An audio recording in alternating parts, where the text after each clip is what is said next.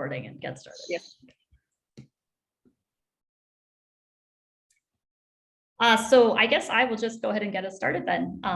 So welcome everyone to the Cardano Catalyst Women After Town Hall breakout room. We are super excited to have Lynn Gummow here from the Cardano Foundation. And breaking news, Lynn has been promoted since we introduced this breakout room just a few minutes ago. And I am pleased to say that Lynn is now responsible for Cardano Foundation operations, running the People and Culture and Communications Department, as well as supporting all operational aspects. It was previously that she served as the Foundation's legal counsel, responsible for developing the legal strategy and building a strong legal department, which for all of us working in this ecosystem, we know how important that is. Before joining the Foundation, she was a research assistant at the University of Lucerne and held the role of Associate Director of Lucerne Graduate Academy for Law and Economics. So let me say, first of all, welcome, Lynn. Thank you so much for joining us. We're really excited to have you here, and I'm looking forward to this conversation. So welcome. Well, thank you for inviting me. And so I will just start off with a very general introductory question. Tell us, please, about yourself and your background and how your career in law led you to blockchain and to Cardano. That's always a tricky question to ask, because actually my career in law wasn't my first move. I came from a medical and health and science background, and at 27, I decided it'd be a really good idea to go back to university and study law. And as these sort of things take a very organic, dynamic role, I was studying law. I went out to work as an attorney in family law, found it really depressing. Got the opportunity to research in law and economics, which I found much safer, far more exciting. And in that, a lot of it was around decision making, and constitutional law was one of the topics I taught. And then I kept having these papers wander across my desk about blockchain, this emerging technology, and the biggest challenge that the legal lawyers, regulators face when there's an emerging technology and you don't know how to regulate it. Does it fit into an existing category? Does it not? So it was very interesting to read about it from a very abstract perspective. And then I came across Cardano Foundation's job posting where they were looking for somebody to come and roll up their sleeves and be on the front line. And here I am. And we're really happy to have you. So can you tell us, I'm sure no 2 days are the same, but if you had to kind of summarize, what would a day in the life with all of those responsibilities look like? So it varies. It really depends on if there's any fires to be put out, which occasionally there are. But often it's, we start, we're in a massive exponential growth phase within the Cardano Foundation. In order to achieve the missions we have, we need to have far more hands on deck. So a large part of my day is focused on the recruitment side and the HR, people operations. And then we sort of shift from that to making sure that everybody who is with the team is happy. So we're looking at improving our internal processes. I'm doing a lot of analysis on that side.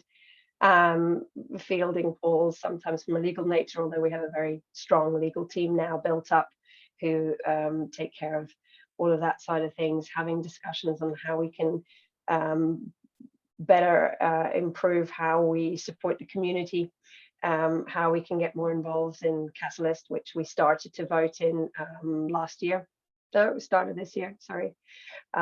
So reading through the feedback, the community managers' reports on how everybody's feeling about what we're doing and what we're not doing, and trying to advise internally on other things to consider, other paths to take. And yeah, so it's so broad. It doesn't sort of have any particular category. I can be talking to our integrations team 1 minute, and the next minute I'm dealing with an HR crisis. And yeah, it's good fun like that. Yeah.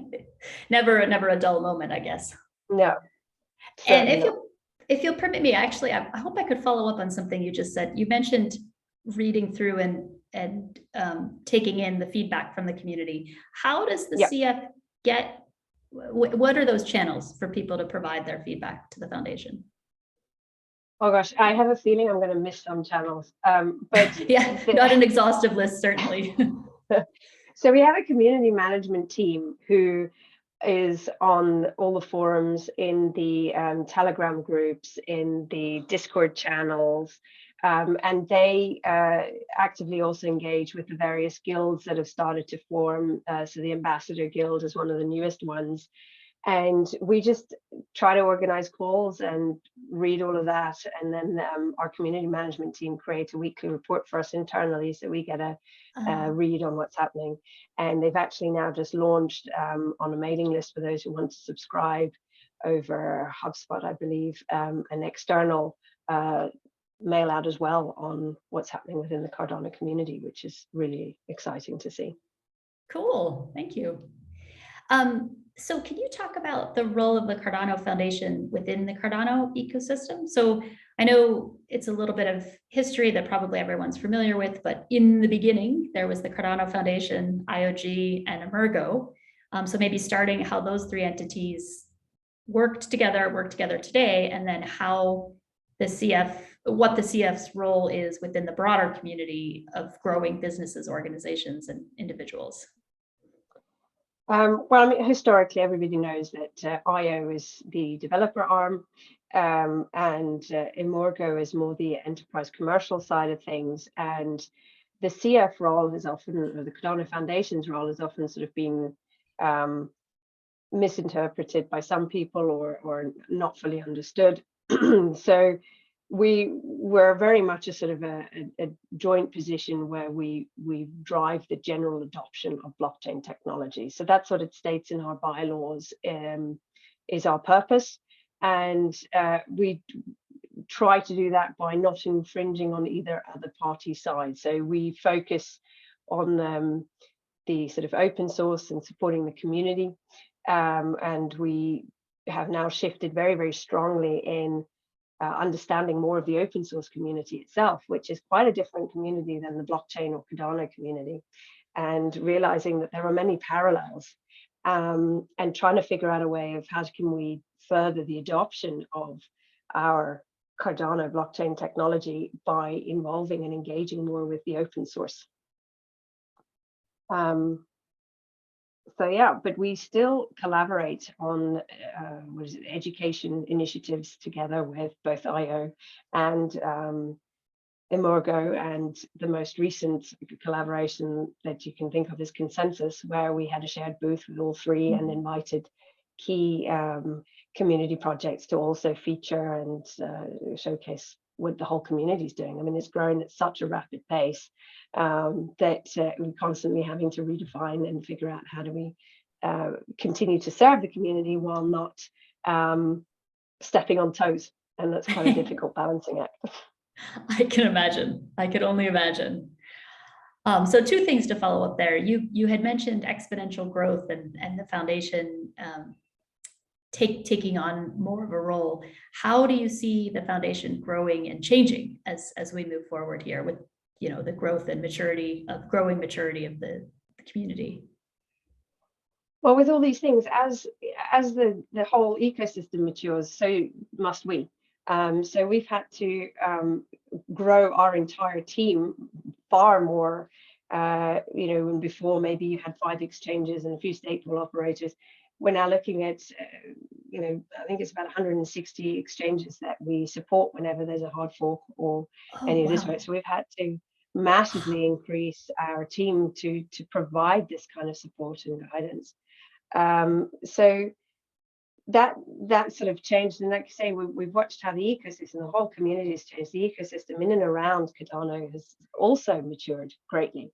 So then that's had to influence how we approach our strategy and what we're trying to deliver.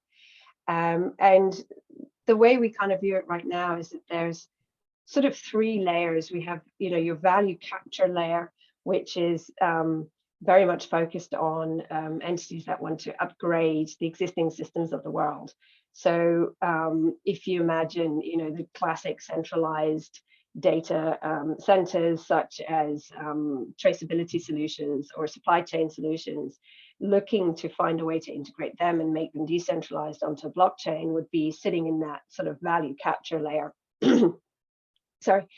And you have the next layer below that sits the sort of value creation layer, which is where we're looking to connect offline world into the blockchain world and the decentralized world from the starters. And at the very, very base of all of this all builds on the actual open source core code repository, which we have been super excited to appoint a chief open source officer who is guiding us with creating a far more formal structure in and around the open source governance of this core code repository on which our entire blockchain thrives. And this is primarily an interview about you, so I don't want to distract too much, but could you just say a brief word, a couple of words about the new chief open source officer, because he's got quite an impressive background, and I think that's a really victory for the foundation. I don't think I could do him justice, I'm afraid. He is an absolute, he's an incredible person to work with. He was one of the founders of the entity that preceded the Linux Foundation, which names eludes me, and I'm sure he will. I'll have to pay my penance for that later, I'm sure. My apologies, Lynn. I did not mean to put you on the spot there. He's just such an impressive figure. He's been working in the open source space for 30 years. He's sort of one of the original movers together with Linus Torvald for the Linux kernel. And he was the former open source, VP of open source for VMware, which is where we've managed to poach him from.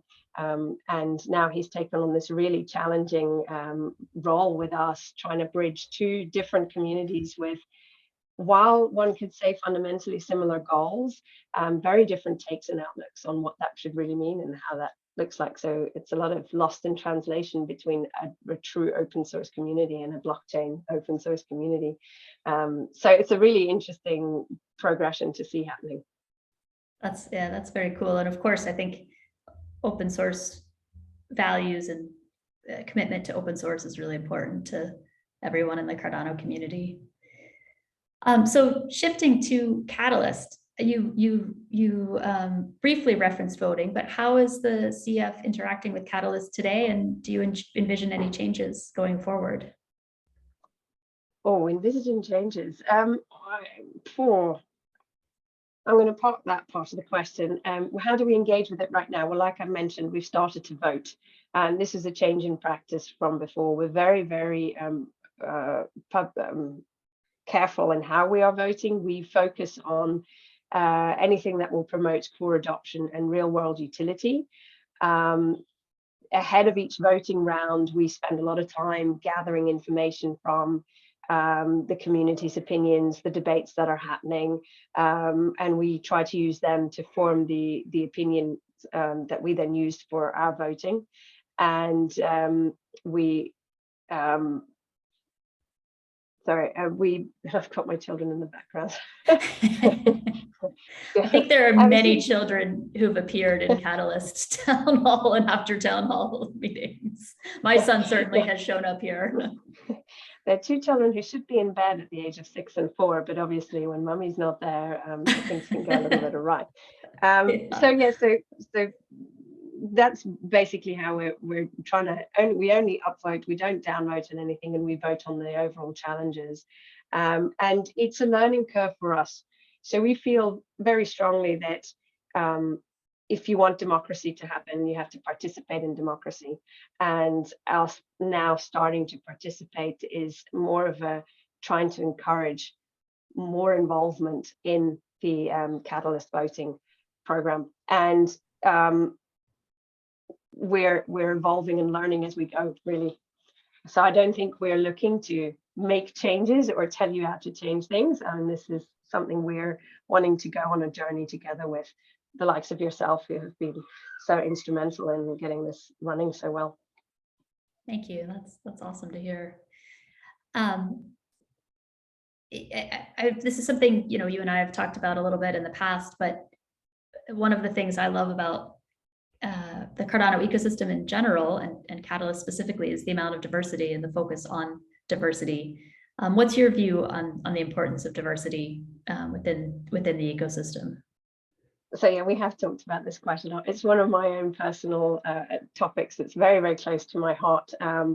So we talk about we want real world adoption. We talk about this value capture layer where we're saying, we want to change existing systems, we want to upgrade existing systems. But if we want to create new systems, then we really need to make sure we have a diverse voice at the table and diversity of thought involved in any change, because otherwise we fall the risk of recreating what's already out there. If it's always the same types of thinking and it's the same approaches to problems. So as such, we have always put, I think there was also a forum post back in October 2020 where we already stated that diversity is at the heart of what we want to do at Cardano and what we support as a foundation. And we've taken this quite seriously within the foundation itself, and it's influencing massively how we approach our recruitment drives, how we are restructuring our internal governance and our policies and procedures. We really have launched a sort of mini diversity, equity, and inclusivity program within the foundation, and we're hoping that way that it can lead by example through and filter through the rest of what we do. Yeah, that's really cool. Are there any practical steps that you would encourage anyone focused on diversity to take? So I think one of the first things is you have to have an understanding of where it is you want to go. So I always view it as like taking a photograph, and then you say, okay, this is where we are now. And then you have to get a clear picture in your head as what this is what I'd like to see happen. Once you've got that idea, it's much easier to design any kind of intervention or steps you can take. And usually when you're building a team or an organization, the most obvious one is on the recruitment HR side of things. Well, how do we get these people interested? How do we even make them aware of our jobs? So one of the things I found out, which is very interesting, is posting your job role out on LinkedIn will narrow the scope of the people who apply, because LinkedIn has a surprisingly narrow reach. Apparently, over 80% of the users are under the age of 35. So if you are posting jobs and you're looking for very senior management, qualified, experienced individuals, that's not who you will reach by posting there. There's also sort of socioeconomic background factor that plays into who you would reach targeting LinkedIn as opposed to in other places. So you sort of have to create an overall picture, a very practical picture. Well, what are you actually looking for to fill? And so that's the first step. And then there's really small, simple things. For example, on the gender side, our job descriptions often have words in that have been found to be more masculine or more feminine. So there's, I think, 2 or 3 websites now that they're called gender decoders. So you can place your job advert through this text, and it will analyze to tell you whether you're using mostly masculine sounding words and therefore will have more men apply, or whether you're using more feminine words and therefore will find more female applicants. So we actually did this as a test in the foundation. We had our director of engineering, he took his job descriptions to a former female colleague, and she read his job description, said, no, I wouldn't apply to that. It's, changed it around. And lo and behold, we had far more females apply to that job role. So that was a little initial test. And then we've gone sort of grown on from there. And we now not only check for that, but we're very aware that if you have a long list of hard skills that you require, that also tends to put women off, because the minute a woman reading it sees that she doesn't fully feel confident in one of those hard skills, she doesn't apply anymore. Whereas a young man, when he sees it and he feels confident about just one of the skills, he will apply. So these are just little things that we change. We become aware, we've got to be careful, not just in the words we use, but how many hard skills as opposed to soft skills. So we've tried to restructure a lot of this. And now the next step is really thinking about where do we position our job postings to really reach the kind of diversity of people we would like to have within the foundation. So we're still doing analysis on that to figure exactly out that. So anybody, if you're interested, we are hiring.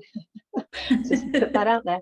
And So those are sort of the low level simple steps you can take, but there's so much you can do from a recruitment process. There's artificial intelligence that will do anonymous type first round interviews as well to de-bias, so you don't fall into this trap of looking for people who are similar to yourself, or being put off by the way somebody looks because you're having a face-to-face interview over Zoom or whatever, where you're think that they're dressed the wrong way, even if you're trying to be objective, small.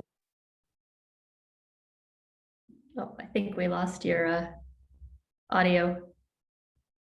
Can't hear you, Lynn. We lost your audio.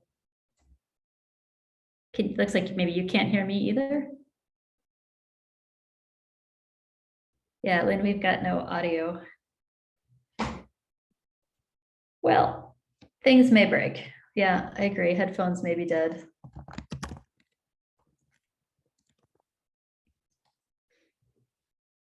So does anyone want to do a little song while we're waiting for Lynn? Oh, you know what? I was going to ask if anyone else wants to pitch their proposal. I am going to, since I have the microphone, so to speak, take a minute to, luckily it's not my own proposal, but the self-sovereign identity challenge setting proposal is up for vote now. And since I just heard that the foundation is voting on challenges, I'm sure Lynn cannot give her full attention to my pitch here, but I hope that all of you will vote for the Accelerate Decentralized Identity Challenge in the Fund 10 challenge setting.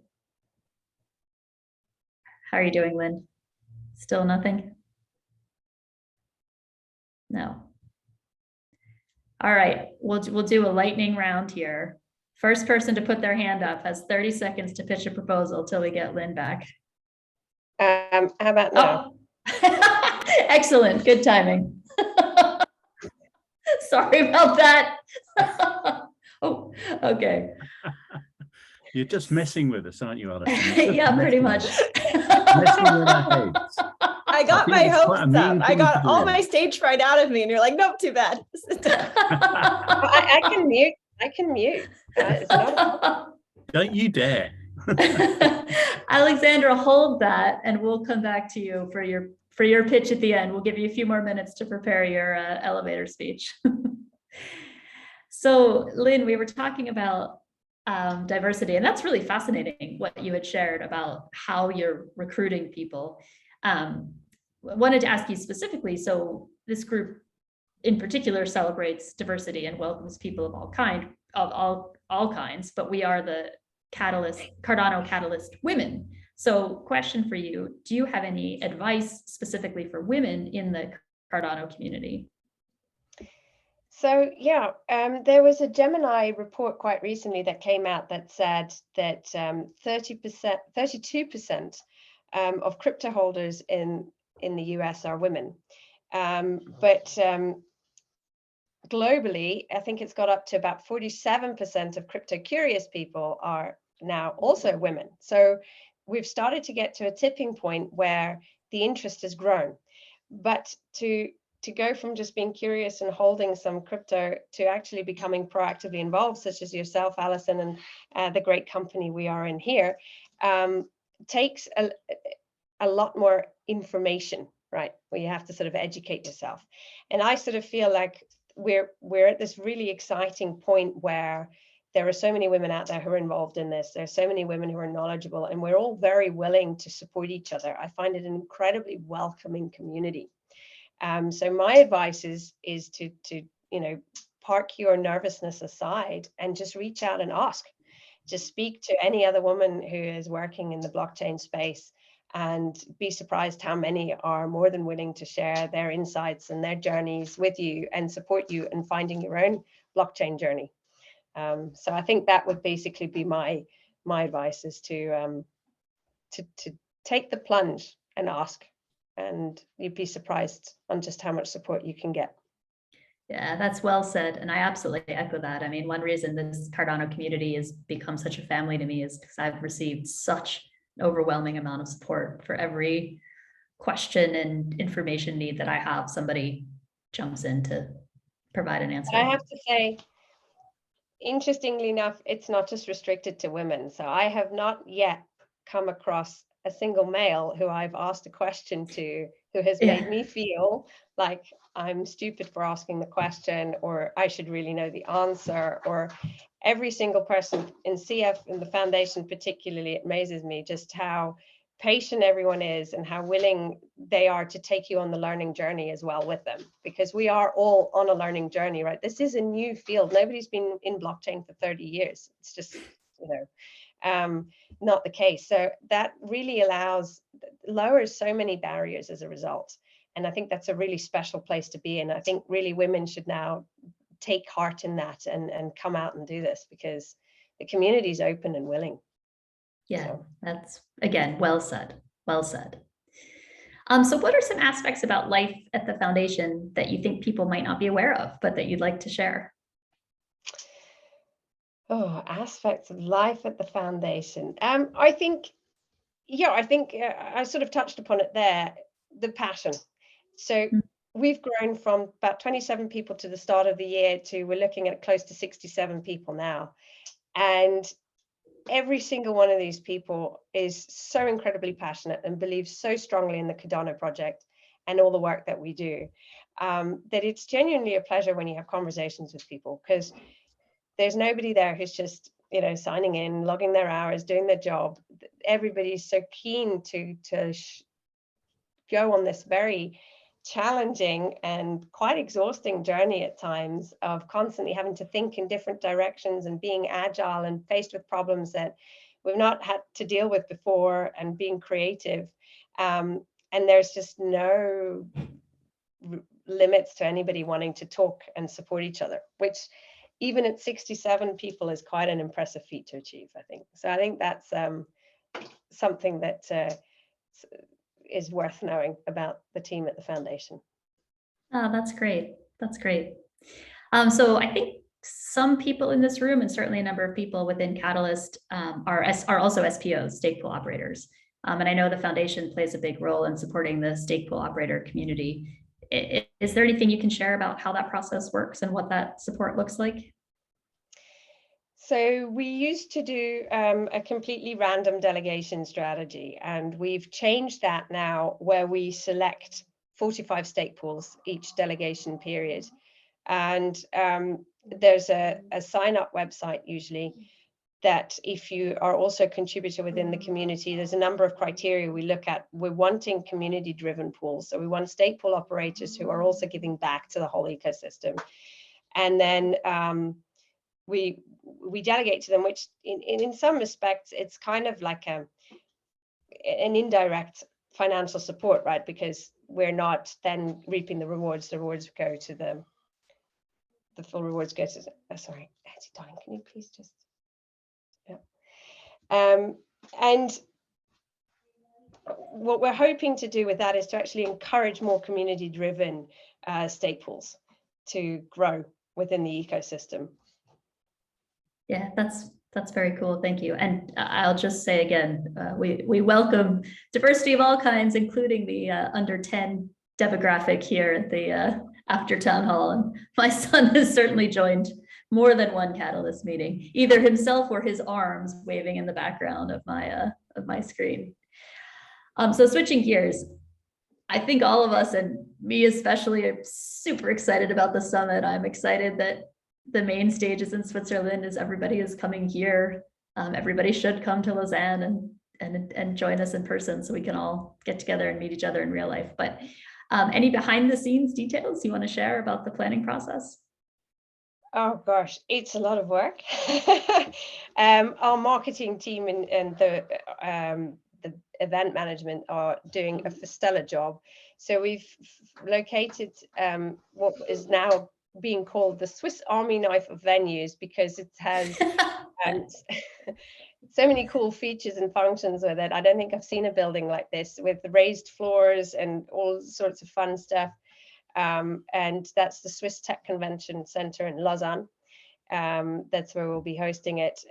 We are planning a lot of very interesting surprises, which I'm not going to give away, but I believe that we're hoping for community support and hoping to showcase some of the community work as well. So I'm sure there will be more information shared shortly. Awesome. Well, I'm excited. Hope to meet you all in real life. So we're getting towards the end of the interview here. So we're going to do a couple more things. Lynn, first, I'm going to give you the opportunity to ask the audience any questions. Then we'll take questions from the audience to you. And before we wrap up and give you an opportunity, Lynn, to have any closing thoughts, I realized, Alexandra, now I really probably put you on the edge of your seat for the whole presentation, but we'll take your proposal pitch right before we have Lynn's closing thoughts. But first, we'll start with Lynn. Any questions you want to ask the audience here? Actually, yeah. So for me, I always find it interesting to hear why Cardano and why blockchain from other women, and from people in general. I'm always curious to find out what brought people into this particular space and why Cardano. That's a great question. So anyone who wants to answer, why don't you just go ahead and shout out? I don't think we're a small enough group that I don't think we need to raise hands. And Lynn's been giving lots of wonderful answers to my my unfair probing questions. So yeah. I can't do the hand thing on the screen, but I can answer very quickly if that helps. Sure. And then Megan put a comment in the chat because I think she's sorry, Megan, please go trouble first. with audio. No, Harry, go ahead. Then I'll read. Go ahead, Harry. Then I'll read Megan's comment. Yeah. So what it was, we got the bosses turned up now. So yeah, why Cardano? And I have to say that the reason that I got involved with Cardano and Catalyst was down to Jonathan, who's very aware in this space. So what was it? It was this business about tangible assets and intangible assets, and how intangible assets are most of the value of most things. And then how do you create those? How do you crystallize them from capabilities and competencies? And then how do you use that to drive impact? That's where we come from with the Edify stuff. And that's when Jonathan took me through where Catalyst was, because we do another thing called Genius U. When he took me through that and said, Harry, you'll fit in here, he was absolutely right. And it's like you guys were saying, it's all about the people, and it's all about the collaborative, and hopefully we'll get to the integrative and generative bit, but it's all about that. And that's the bit I love with it. And since I've been doing it, I suppose our team all getting on for a year now, and it's what Lynn was saying, the amount of people who don't take that stance where you're stupid.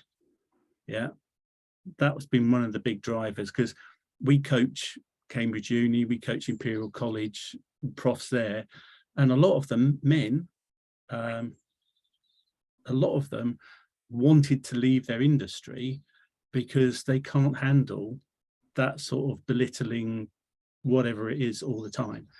And that's what's been fantastic about being in Catalyst and Cardano, is that the whole view is all aligned around helping humanity, which is a powerful thing. So that was my little 1 cent worth. Oh, can I do a pitch? Sure. 30 right, seconds. Right. Okay. So the pitch is, so we've got our stuff in the challenge setting and the other stuff for Edify, but really I have to do the pitch for the stuff we've got going with WADA, because they're amazing. And then also we've had the honor of working with Juliana and Natalie with One Up, One Down. And then we're doing the stake pool F7, F8 proposals with Jonathan and the guys there. So we've got little extra they've got extra proposals in. So please vote for Jonathan with Fluid. Please then vote for the One Up, One Down people, because they're absolutely amazing. And then obviously WADA you've seen already. So thank you very much. Thanks, Harry. And actually, it occurs to me, Lynn, you might be interested in the work that Juliana is doing with One Up, One Down and mentorship of women, but maybe we can follow up on that offline. So in answer to the question, why blockchain, why Cardano, Megan wrote slower academic learning. Slower academic learning heavy instead of just number go up fixated, and the social projects that aren't purely coding programming obsessed. Then Shira agrees, as do I. And Alexander, how about you? What's your response to why Cardano? Yeah, so a big thing that attracted myself and the team to Cardano was the sustainability element, and the aspect of that, the community goal just seems to be very much focused on bringing like social institutions and blockchain together other than tearing them down. And at least conversations like within other groups haven't been that way. And, you know, a big part of like what we're trying to do is bring like a legality element so that mass adoption is, you know, more possible. And within the Cardano community, that seems to be like, oh yeah, that is, you know, that is necessary, that is welcome. So it seems to be very open. Thank you. And while you've got the mic, why don't you go ahead and pitch your proposal? 30 seconds. Right, 30 seconds. So at Jurat, we want to build a court oracle for Cardano, and that is giving the smart contracts the ability to read a court's electronic docket. We've already done this with Bitcoin, and we've worked it, and it's been utilized successfully in the Commonwealth of Massachusetts in the US. And we want to be able to do the same thing for Cardano. So. Cool. Thank you. Thanks. So any questions from the audience for Lynn? Maybe I can share just before we fly out. While we started Cardano Women, actually Jonathan brought me to the community. So one more person. Jonathan brings many people to this community. So it's bound for Fleet 7, definitely.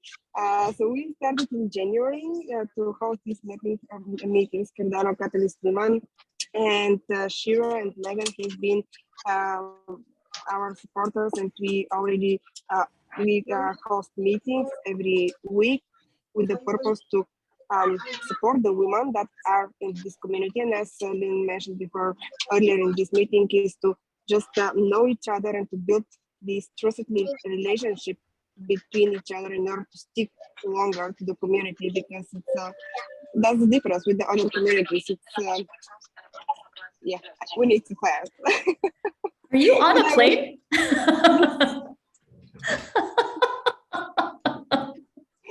Going back to cold England.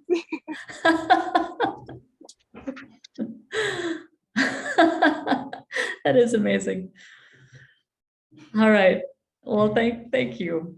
Any other last questions for Lynn?